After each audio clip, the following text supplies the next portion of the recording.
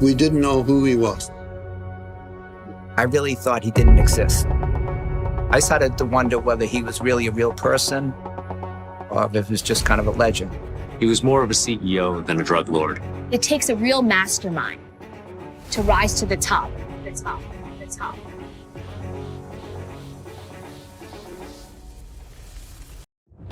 $66 million lost in a single night. For most people, that would mean total ruin. For him, it was just another evening.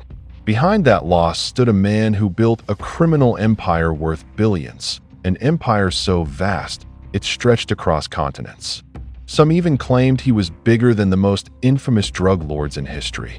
But if he was truly untouchable, why did it all end at an airport? This is the story of power, secrecy, and downfall. His name was Tse Chi Lop. He was born in 1963 in Guangzhou, during a time of political chaos and social upheaval. Very little is known about his early life, but at some point, he made a decision that would change everything. He left China and moved to Hong Kong. Hong Kong wasn't just a city, it was a gateway, a financial powerhouse where fortunes were made overnight. But behind the glittering skyline was a darker world controlled by powerful criminal syndicates. And it was here that Tse Chi Lop found his path. He became involved with one of the most feared groups of the time, the Big Circle Boys. This wasn't just another gang. Their roots traced back to former Red Guards from China's Cultural Revolution, young men who were later cast aside with no future. Many turned to crime to survive, eventually expanding their operations beyond China into Hong Kong and across the world. Following this path, Tse Chi Lop moved again, this time to Toronto. To outsiders, it was a land of opportunity. To him, it became a base of operations. Here, he didn't just survive, he thrived. Through his connections, he entered large-scale heroin trafficking into the United States. But unlike others, he stayed in the shadows. He avoided attention, minimized risks, and let others take the fall when things went wrong.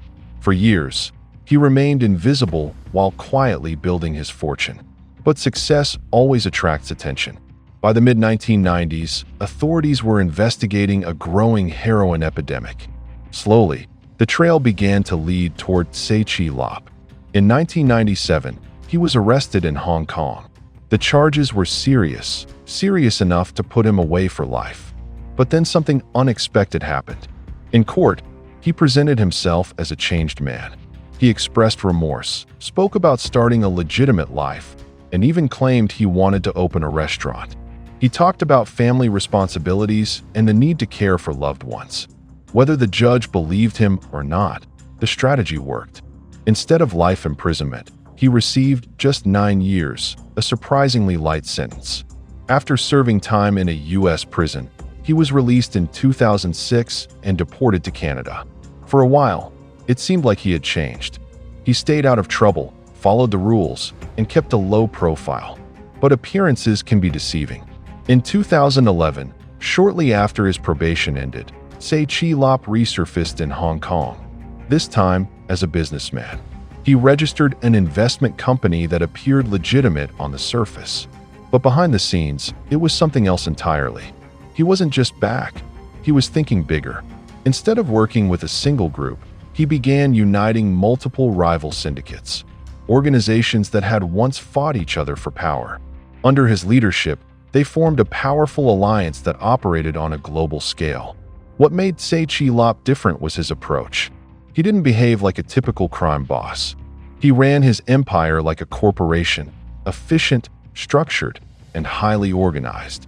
His main focus was methamphetamine, a drug that was cheap to produce but incredibly profitable. Deep in remote regions, massive super labs were producing drugs on an industrial scale. His smuggling methods were sophisticated, constantly evolving to avoid detection. But perhaps his most unusual strategy was his business model. If a shipment was lost or seized, he would replace it for free. This guarantee built trust and attracted a flood of partners. But it also drew the attention of law enforcement agencies around the world. Investigators from multiple countries began connecting the dots. At first, it seemed like separate criminal operations. But over time, a shocking realization emerged. This wasn't a collection of independent groups. It was one massive, coordinated organization, and everything led back to Tse Chi Lop. The turning point came from something small. A nervous courier at an airport. His behavior raised suspicion, and he was stopped and searched. What authorities found on him led to a deeper investigation. But the real breakthrough came from his phone. Inside was a treasure trove of information: contacts, messages, videos, and locations. It revealed the inner workings of a vast criminal network. And most importantly, it revealed a direct link to the man behind it all. For the first time, the invisible leader had a face. From that moment, the investigation intensified. Authorities across the globe worked together, closing in on the empire he had built in secrecy. Then came the final moment.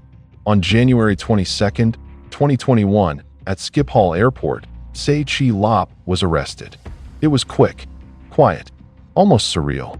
The man who had operated in the shadows for decades, the mastermind behind a billion-dollar empire, was finally in custody. His story is not just about crime. It's about strategy, discipline, and the illusion of control. Because no matter how powerful someone becomes, no empire built in the shadows lasts forever. Thank you for watching.